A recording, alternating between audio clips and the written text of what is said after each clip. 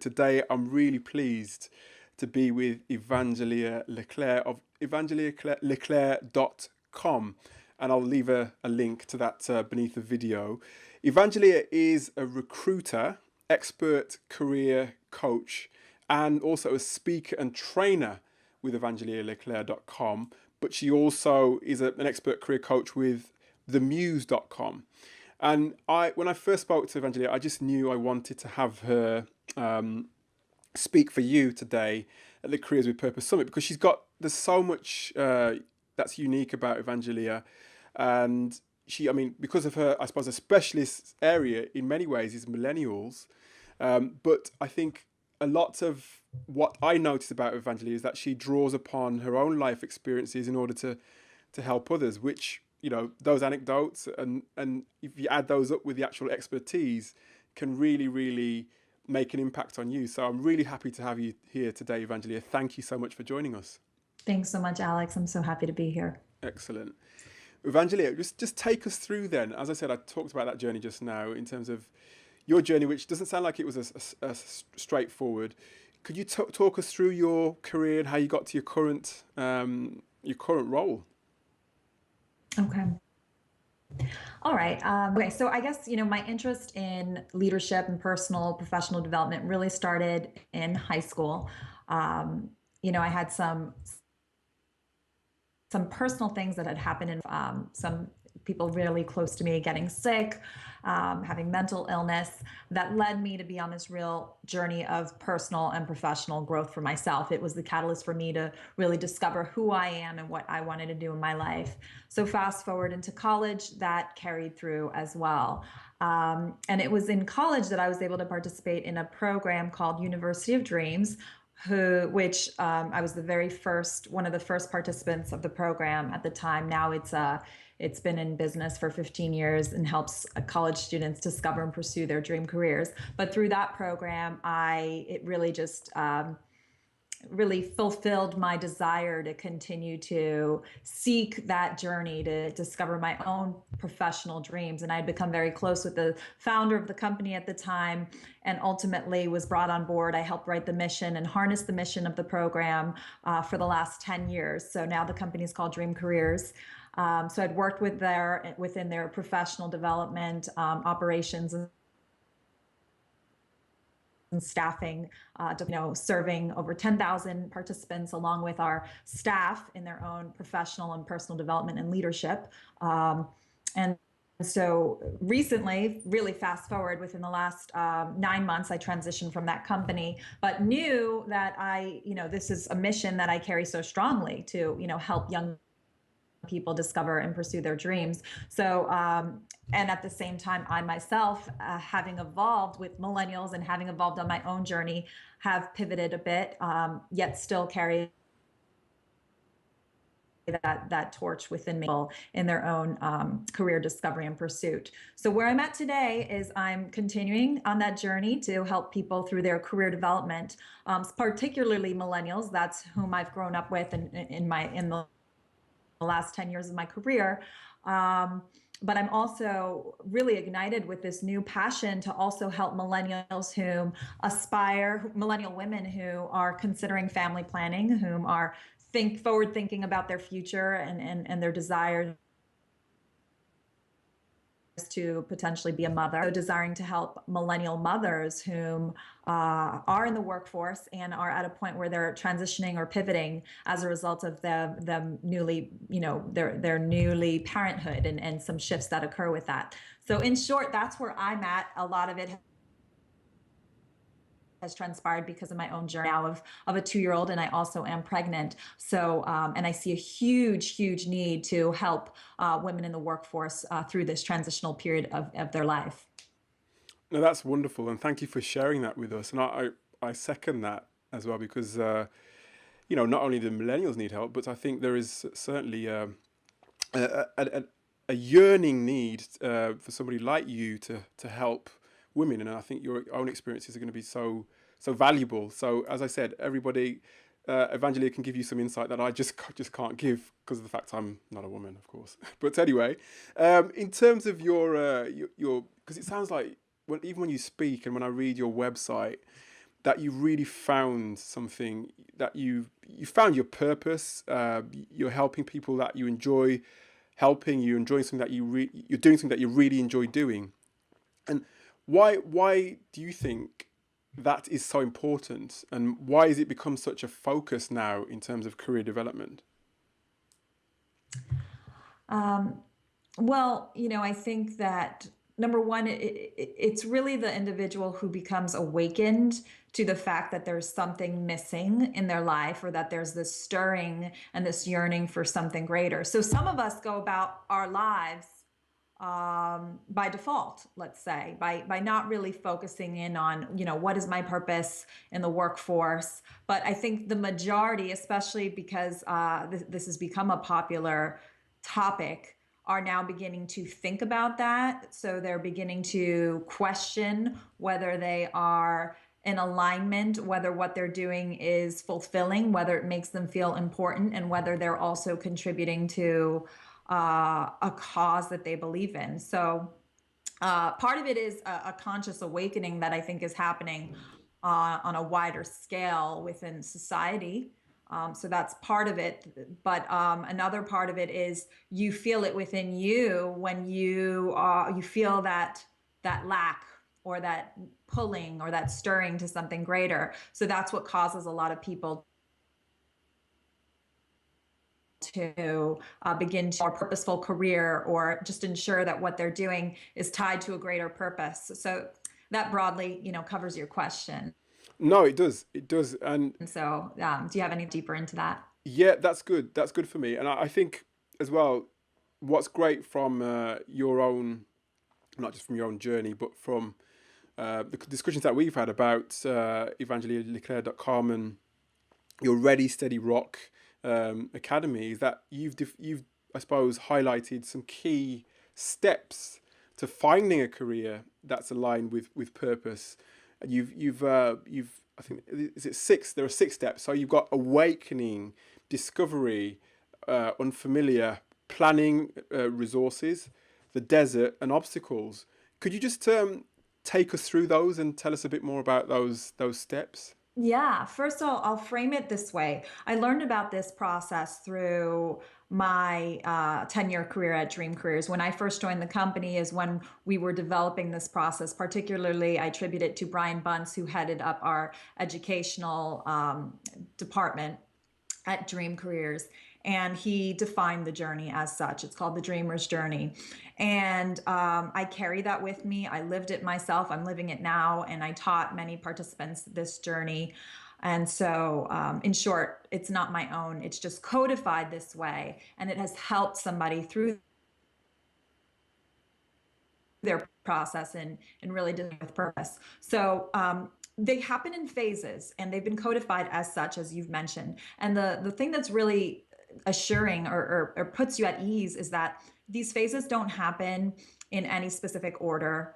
And they're actually codified with characteristics and strategies that help you navigate the phase with ease, or propel yourself out of it. So as an example, one of the phases is discovery and awakening. And that's what I just touched upon a little bit earlier, where many of us who are on this journey to seek purpose first have that awakening, that stirring, that pulling, that yearning, that something, that they're meant to be doing something greater, that they are no longer willing to accept their existing circumstances. So they begin searching. So that's part of the discovery process. And a lot of people go through this at various times in their lives. Many times it happens in college. Sometimes it happens again in the quarter life crisis at age 25. Then it happens, it can happen at any point in time, really. But, when you go through that phase, it will lead you to the other phases as well. We codified the desert as an example, which is that time period where perhaps you're moving forward in the direction and pursuit of your own purpose in your career.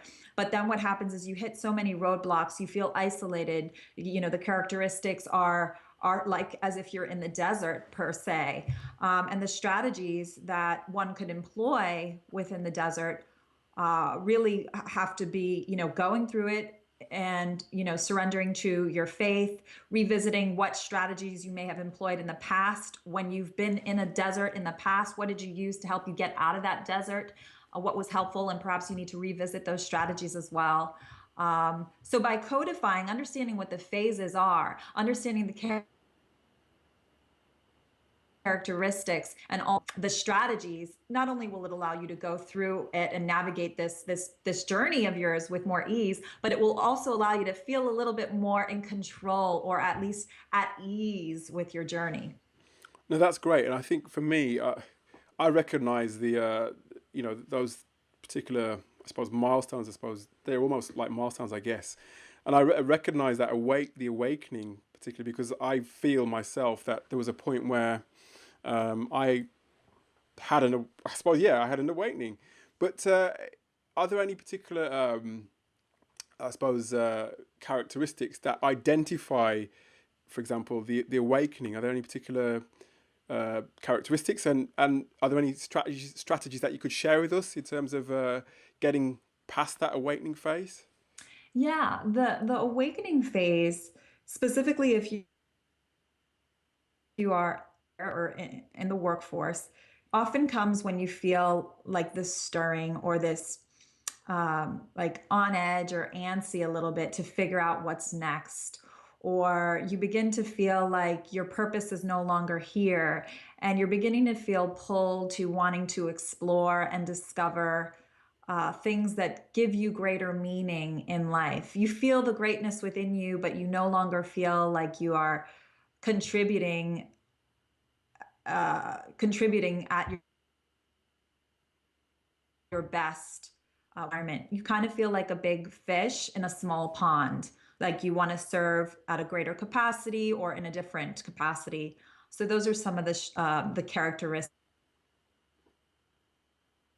You feel that you're your purpose. And then, as far as the strategies, is to really go with that. Begin playing in the sandbox, exploring outside of your current environment by going on informational interviews, by talking to other individuals, by doing research online of other opportunities that sound appealing and enticing to you. Connecting with other individuals that are inspirational, speaking to a coach, engaging in leadership conferences, TED Talks, surrounding yourself by the things that really begin to inspire you and pull you. You don't necessarily know what where you'll go once you begin dabbling in those things that are outside of your norm, but you allow yourself to go with it and lead and be led by really your heart's desire to explore what else is out there. Oh, that's wonderful. And the desert as well. That's another one. What's Could you tell us a bit more about the desert in from that context in terms of the characteristics and what do you want to take us Oh, through each one? I suppose why not take us through each one? sure. So we've got Okay. Okay. awakening, we've got discover, we've done awakening. So discovery. Yeah. So yeah, awakening and discovery are I sum those up a bit in that with awakening you feel those sentiments. With discovery, it's more like I was saying, allowing yourself to not necessarily know what the end result is, but to begin the discovery process by engaging in interviews, conversations with people that are interesting to you, and then also just allowing yourself to explore a little bit more without putting a deadline or pressure upon yourself, and playing in the sandbox a little bit. So then there's the unfamiliar, the you'll step into not knowing where this is going to take you. So at that point, it's really important to surround yourself with individuals whom may have gone through something similar, and who are advocates and champions of you through this process, versus the individuals in your life who might question, what are you doing? You have a stable job. You've been there for 3 years. You have, great compensation, benefits, medical. Why are you considering leaving where you're currently at? So those people won't really understand your desire to, seek something greater or go about your purpose. They're more about keeping you in the comfort zone. So you have to go into the unfamiliar, which is really what happens after the discovery process, or somewhat in conjunction with the discovery process, with people whom understand what it's like to step out of your comfort zone a bit and seek that greater thing that's out there for you. So advocates and champions of people whom believe in you, whom can point you into other directions. So unfamiliar is a scary time. That's why it's really important to surround yourself with other people whom have been there before and whom continue to pursue greatness in their career and in their life purpose. I love that one. I love that. And then the next one is planning and resources, which is yeah logical. Yeah. Yeah, Yeah. So obviously, that's very logical. That's where strategy and planning and resources come in when it comes to your career pursuits. And obviously, we're talking about, careers with purpose here. So that's where you would consider hiring a career coach. That's when you would make over your professional brand assets to ensure that they're aligned and congruent with the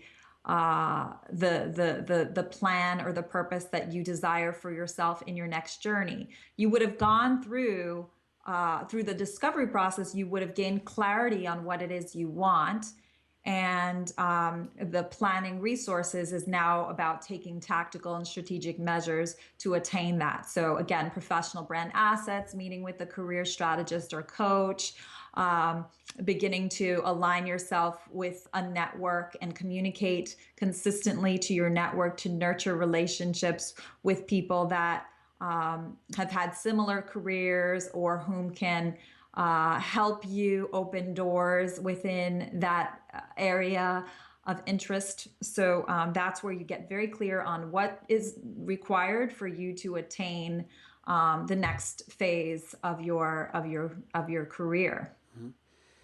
and then the next step. Yeah, in fact, hopefully, if you've got time, come back to some of the elements of the planning resources and particularly the unfamiliar, because that's one that I think a lot of people really really struggle with because of the uncertainty and the negativity that can surround it. But sorry, the next one, which I think you already talked. Did you already talk about the desert? We already talked about the desert, didn't we? I did, and I just want to reiterate the point that these phases can come in at any point. They are not, there's no really sequential order to Sure. them. Hmm. And then the next one, well, like you said, it's next one on my list anyway, is obstacles. Yeah.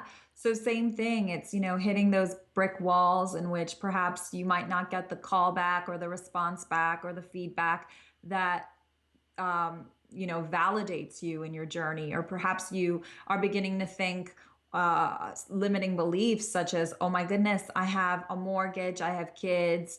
That's when all the limiting beliefs come in, like I'm on a timeline, I don't have the money, how long can I go living this way or exploring my passions. Those all come in at this time, and it's important to recognize that many times they are limiting beliefs, and the strategy would be to figure out how you can override those limiting beliefs by finding validating statements or scenarios of others who may have overcome similar challenges or limiting beliefs, and then to get to dip back into your resources to help you overcome those obstacles. Many a times we actually have more resources than we think accessible to us, but what often is the obstacle is part of it is what is in our mind. A good majority of it is what's in our mind. And then the other part is just not knowing how to dip into the resources that we do have accessible to us to overcome obstacles. And yeah, going back to that unfamiliar segment, and that like I said, like you said as well, you started to talk about mindset, and because when people are around you who, and I've experienced this myself, that say, oh, you're already in a great job, you're already doing this, or you're earning that. Why do you want to leave? How do you or how do you go about finding people who can help you to I suppose, negate those negative people and those negative feelings? How do you go about that? Yeah, I mean, so my instinct tells me to answer this question by first being vulnerable and actually revealing to others that you are on this journey to seek support. So, as an example, you have your those people who are in your existing network whom perhaps might not be supportive of you, so you have to develop a statement that you can use that positively asserts to those individuals that you're on this journey and that you would respect that they respect your choice as you explore what's next for you. Hmm. So come up, because this is such an emotional time that it's really important for you to have a statement that grounds you and anchors you in to positively assert and ward those people off when they begin to when they try and test you on your journey or bully you on this journey. So a simple statement to address the naysayers is number one. And Hmm. then number two is to, as you're doing research online for perhaps individuals whom have had a similar career path that you desire to pursue, or whom um, are individuals that inspire you in another area, you develop a list of all of those individuals. And in that list, perhaps you have a column that also describes what it is about them that you admire, or perhaps is something that you desire to learn more about. And then the strategy I would do is, first create that list and then reach out to them individually via LinkedIn or via email and have a statement that asserts that you have an interest in synergizing or gaining insight from that individual, and then a statement that also shows your vulnerability and where you're at. I'm at a point in my life where I am discovering the next phase in my journey, and I saw that you have done XYZ. um, and then open it up for a invitation to connect. I'd love to connect with you a little bit further to exchange industry insights and see how I would be able to support you in your journey in the near future. Again, I'm just being so general right now. You obviously needs to customize it according to where you're at, but the goal is make a connection. And when you're on the phone and you take genuine interest in that person and what they're doing, it's what I would invite you to do is be honest and authentic about where you're at in your journey, and that as you desire to seek more purpose in your career, you've been faced with the following 1 to 2 challenges, and then you turn the question back to them and say, have you ever experienced something similar, and what has helped you through such a challenge? So I think that's really important, being authentic and vulnerable while Absolutely. also expressing genuine interest. No, that's great. Thank you for that, Evangeline. I'm going to, spread this because I think this is, when you're on your career, you're always on a journey of learning, a journey of discovery. And as much as I'm really quite happy where I am now, there are always things that you can learn and take on board that you can, I suppose, reciprocate and help others with. So that's something I'm going to use and talk to people about, and also obviously refer back to you in terms of letting them know. But another thing, you mentioned in the planning and the the planning and the resources area that branding is something that's really quite important. And yeah, you mentioned the word customization, and I think that branding's a lot to do with that, isn't it? Customizing your message and really knowing who you are before you sort of go out and talk to people about who you are. How do you? I mean, what are the strategies then, or what are the approaches that people can take to make sure that their brand is on point and it's delivering the right message? Yeah. So this comes through discovery first, in which, I like to take people through a process where we actually um, go over our personal and professional brand inventory. So we we explore our values and identify what those are and prioritize them. the passions, we identify and prioritize them, our core competencies as it was in the workforce, and we prioritize them, our interests and our skills, our technical skills, our soft skills.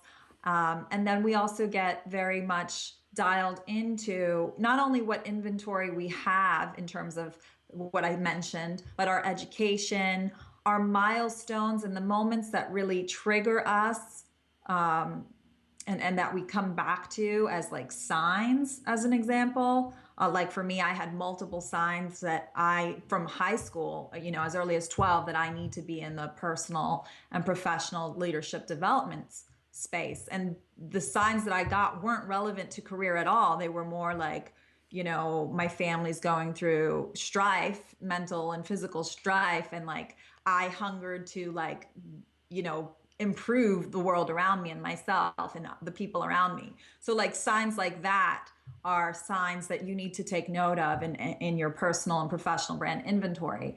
And so then, there's the what you have, and then there's the must haves. So as you begin to map out where it is you want to go, you will also begin to identify what you need to get there in those categories. So as an example, some technical training that you might not have. So if you want to pursue a career in HR and you're looking into these positions that really entice you, and really, you have much of the inventory required for a career, there will be things that you don't have. And a technical thing that you might notice that some positions need are a certification in SHRM, you know, um, the Society of Human Resource Management. So those are things that you're going to now need to put in your must-have bucket within your personal professional brand inventory that you're going to need to plan to attain. And in that, I mean, before you start to, so once you've got all that right and all that sort of ship shape, I suppose you're in a better position then to start to talk to people, to start to network, both online, both offline. What resources? I mean, what resources would you recommend people use for their online networking to, I suppose, to get the most out of all the work they've done beforehand? Yeah, so as far as resources, well, number one, I think that um, it's important for you to have an understanding of your professional brand inventory, but don't let that stop you from, discovering and making those connections. But certainly you want to, get your, here are a few ways where you're going to begin to tap into resources and a network. And one way that is more scalable and doesn't require you to potentially go, out and pay money for networking events is leveraging LinkedIn. So that I highly recommend. There's so many different strategies you can use to discover employers that are interesting to you, that you can personally and professionally connect with online. And then I also advise that you find organizations within your local region or on a national region that you can connect to the leaders within that, so that they can, begin to introduce you to other professionals. And I heard that I mean social media is a big thing, I guess, in terms of this whole job search process. LinkedIn is obviously probably one of the key social networks to use. And I think I heard somebody the other day that LinkedIn, well, the social networks that women use the most are things like Pinterest and the Instagrams of this world, and probably less so the LinkedIns of this world. Is there any, I suppose, any difference in the way that a woman should shape their message to the way that a man might shape their message on LinkedIn at all? Um, Interesting question. My number one focus, for professional networking is LinkedIn. I personally, and I know others value Pinterest and Instagram for building a following for their business, and even for connecting with employers.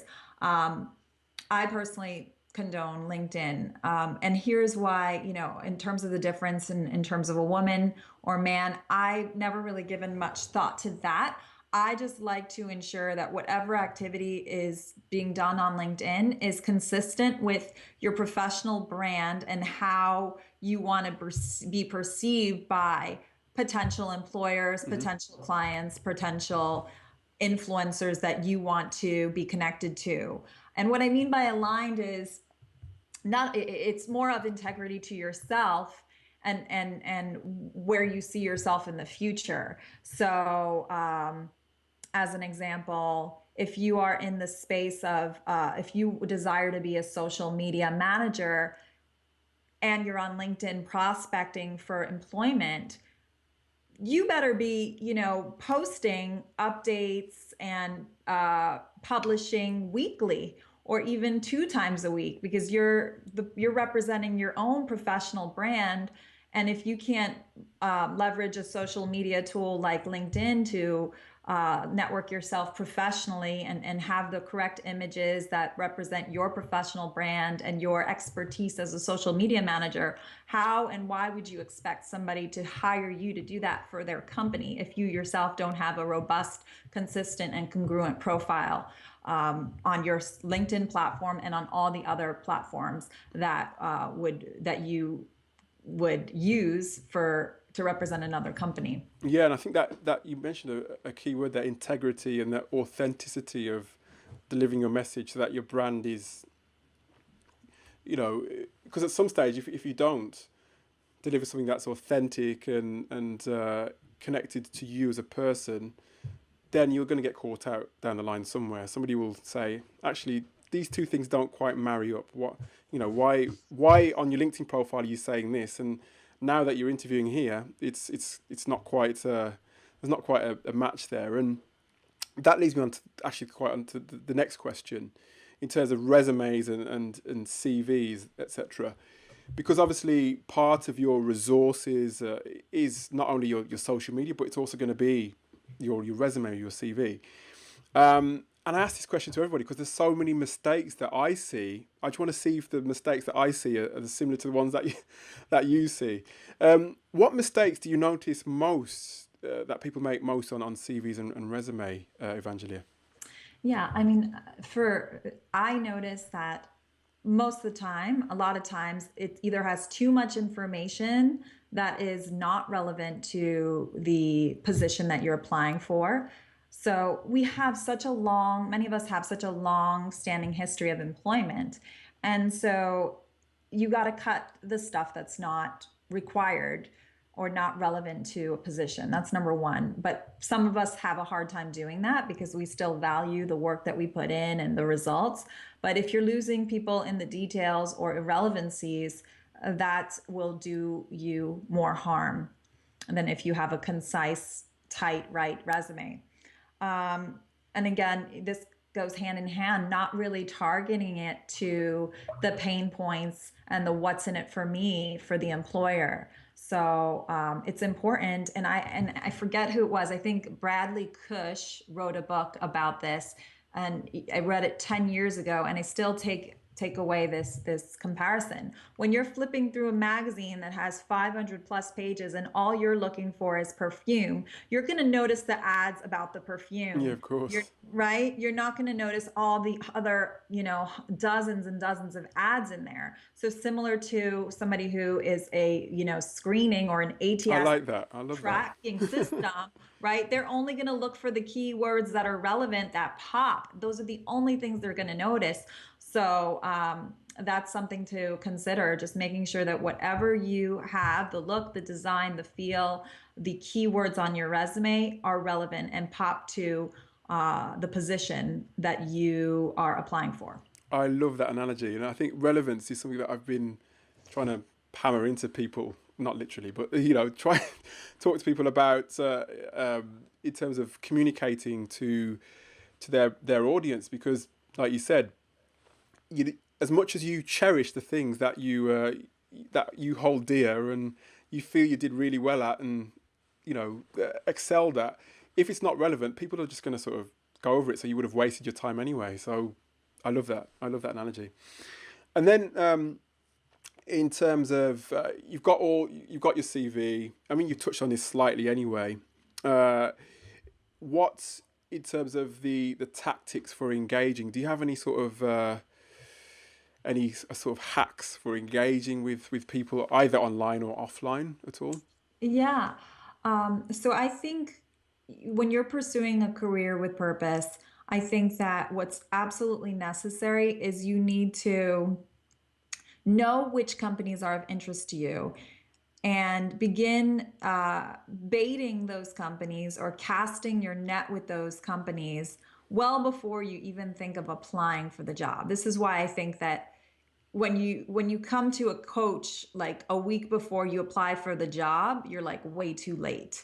You should, even when you're currently employed, you should be thinking about where else would I want to be employed and how you can engage with people that are at that company and learn a bit about their pain points, learn about the things that they are passionate about, learn about the culture. So how to engage with them is you start, before you're even unemployed or when you're in this discovery process, you are connecting with individuals whom have cool careers or people that you want to have in your circle of influence. And you just simply connect with them online, leveraging this strategy, the LinkedIn strategy. Again, I always love leveraging LinkedIn because it's professional.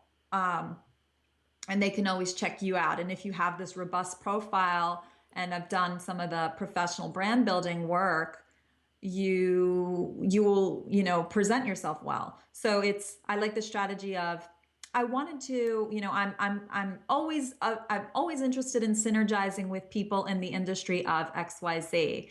As a professional, I'm always looking to expand and synergize with other professionals in this area. Would love to chat with you. Saw that you wrote this recent article on XYZ. Would love to chat with you further and learn a little bit more about what you do or etc. And then you get them on the phone, and then that's when you have this series of questions that are all about them. Like, share with me a little bit about what you love about what you're doing and the team, and what are some of the challenges that you have going on within the next 3 months that really excite you. Oh yeah, I'm currently working on that, or I'm currently discovering more about this. And you come prepared to also equip them with a resource that shares a bit of your knowledge, or you come prepared to authentically share that you're on a journey of exploring the next phase of your life and you feel challenged because of XYZ. But you have to come in with that desire to authentically learn and connect without asking for anything in return aside from, figuring out how you can support and help them. Yeah, I like that, Evangeline, because I think again, what we forget it's when we were looking for a job, especially when we were sort of surrounded by confusion, surrounded by the stress, maybe you've made redundant, is that as much as yes, we are trying to find our fulfillment, we have to think when we're connecting with these people, we have to understand that they're really thinking about themselves. So it's important for us to think about put them first, although we're still feeling a bit fuzzy in the head. We've got to think about them and show them how we can help them, and not leave it to the last minute before we start connecting. Not leave it until we're about to lose our job before we start to engage with people. Build it up. So I think that's again it's great advice. And Evangelia, in terms of, I want to ask you a little bit about, because I think you're planning a book at the moment. Is that right? You're in the phases of planning a book. Tell Mhm. us. I don't know how much you can tell us at this phase because we don't want to give too much away, obviously. But can you tell us a bit about that and how it's going? Yeah. So, I mentioned earlier in the conversation in my intro that I'm on this discovery as a pregnant woman who, is whose purpose is to help people with their own career pursuits. Um, I've become very passionate about helping the millennial mom, and even, no matter what generation you are in, the mother or aspiring to be mother, through the pivotal time that and shifts that happen in your life and in your work as you even consider pivoting, through this phase of your life. So I'm writing a book about it that's been such a journey and a learning process for me. It's called, well, right now it's I'm okay with sharing this. It's called Conceived purpose, a mom's mission to birth the life, biz, and career of her dreams. And much of it is going to provide anecdotes, stories of other women whom have gone through this process and whom are ambitious and desire to integrate, their career, their life, their biz in a purposeful way, and not, sacrifice or give up because society makes it difficult. So there's anecdotes, there's statistics that empower women to want to join this movement. You know, there's some really jarring statistics that made me feel like I need to be a voice for this. As an example, 15% of women, I think, in the United States are in leadership positions. And the millennial generation, the millennial women, as they consider their futures, there was a study by Harvard that says that many women will opt out of the workforce because of family planning. And I think the statistics, I don't have them on me right now, but long story short, it's pretty jarring that more women will opt out, which is only going to increase the gender leadership slash pay gap in the workforce. So, and on the bright side of things, okay, so there's a lot of negative statistics that are like, oh my gosh, so jarring. But on the bright side of things, millennials at the same time are creating a cultural shift within employment and within the workforce that will also help integrate and be integrate the shifts that may occur through parenthood. So as an example, millennials, statistically or generalized, want work-life balance or work-life integration and remote opportunities and flex, and they want equality. They stand for equality and more purpose in the workforce. So all of these wonderful things and these that are causing companies to change their culture and adjust to retain and recruit the millennial are going to benefit the parent in the workforce as well. There's going to be more remote opportunities. There's going to be more flex opportunities. They're going to consider more equal, obviously, they have to by law, but they'll make more systemic changes to support more equal opportunity in the workforce. So, by looking at the negatives and also doing this research and exploring the positives, it's really fired me up. And I feel like I have to, in this journey, as we described in the previous question, how do I get in touch with people? Because I'm looking to, recruit and partner with individuals whom are on a similar journey and movement. How have I been able to get in touch? It's because I'm writing a book. I'm writing articles, and I'm reaching out, leveraging these same strategies I'm teaching you guys to make those connections. I'm saying, here's where I'm at. I am exploring XYZ. I see that you have done this. I'd love to connect with you to see how I can support you or how I can XYZ. Or another strategy, sorry, I'm going so much off here No, because that's fine. Go for it. yeah. Or another strategy is I'm writing an article or a blog for either my website or for the Huffington Post about this topic. I see that you're an expert in this topic. Do you mind answering this one question? And which, I'll take your insight and it will be published in HuffPost and in my blog. And so I'm able to connect with influencers whom want to be a part of this platform, want to be a part of this movement because there's alignment. And I'm able to leverage that insight to build a relationship with them. So similar to how I'm doing it for my book, I would advise that if you're on this journey to pursue a career with purpose, you connect with those people whom have done that or have been doing that or doing that.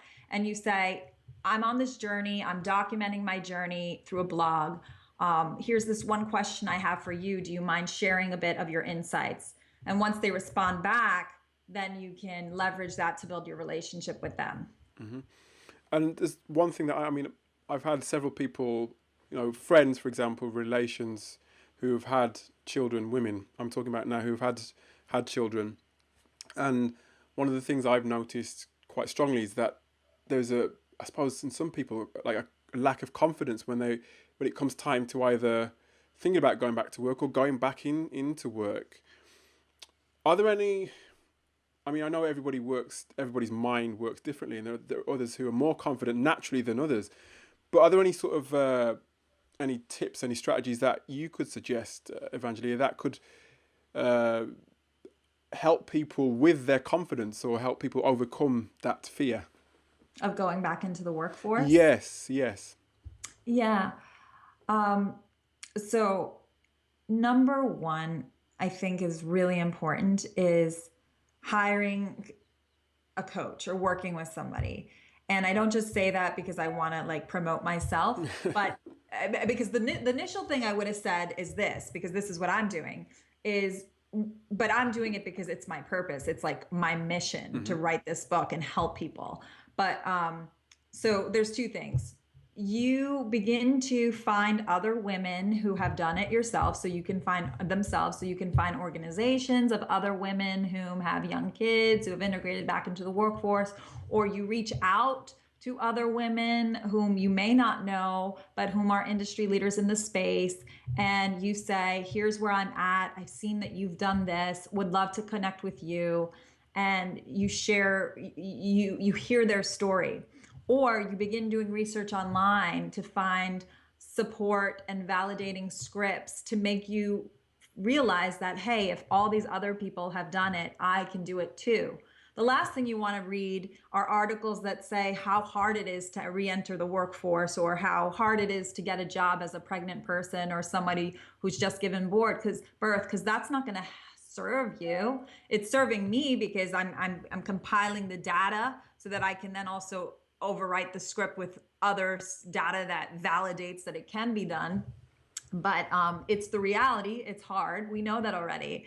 So now you need to find resources, validation, support in human form, and also context that makes you believe that you can do it, which is why I believe you need to hire a coach as well to help you through that transition into the workforce, and or look for mentors and join other working groups of women that are doing it. And through my research, I found out that there is support out there. There are recruiting firms and platforms that help the woman get back into the workforce. You know, WeWork is one of them. Apres is another one. They're on the rise right now. Like in this last year, in the last 3 months, there have been 3 companies that have launched to support women into integrating into the workforce through flex jobs, full-time opportunities, shared job roles, etc. Not before time. Like I said, it's just a you mentioned some of the statistics earlier on, and I think that some of the statistics might be slightly different in the US, because I think you guys are a bit. 'Cause my sister works out there, and she was saying that when she had her children, that she was expected to go back to work pretty quickly after she'd had her children. We're a bit more sympathetic over in the UK, but I think there's still there's call for this sort of thing. So Evangelia, I can't wait to see your book. I can't wait to see where you go, and I'll be sharing that with this audience, with my audience. And other than the book, is there anything else exciting that you can tell us about what you're planning in the future? You're with the muse.com, and tell us. Yeah, so themuse.com is an excellent site in the US and even internationally that helps people through one-on-one custom coaching, and primarily millennials. But what's been revealed to me is that more people, in their older 30s are going to the Muse as well. So I am a coach on the Muse. I have experience in serving millennials, and I love being on this journey because I feel like as I've aged with the millennials, and now it's like I could look back, and I am of the older, on the upper, what's the word, range Not of that much millennials. older. No, not that much, but I feel like, looking 5 years ahead, so much movement is going to occur. And it's just going to be a very interesting time for career opportunities to adjust, and become available to ensure that there's work-life integration, and that you are able to seek careers with purpose. So it's a very interesting time that we live in, but it's also scary in that you can get lost easily and overwhelmed. So having resources like you, Alex, and just aligning myself with other resources that help in this movement is just so important. So thank you so much for having me here. It's been a pleasure, and everybody, as I said, I'll put a link at the bottom. Go and have a look at evangelialeclerc.com. And as I said, I'll keep you posted what Evangelia is doing. Thanks so much, Evangelia, and we'll look out for the book in the future. Thanks, Alex. Have a wonderful rest of the day. You too. Bye. Bye bye.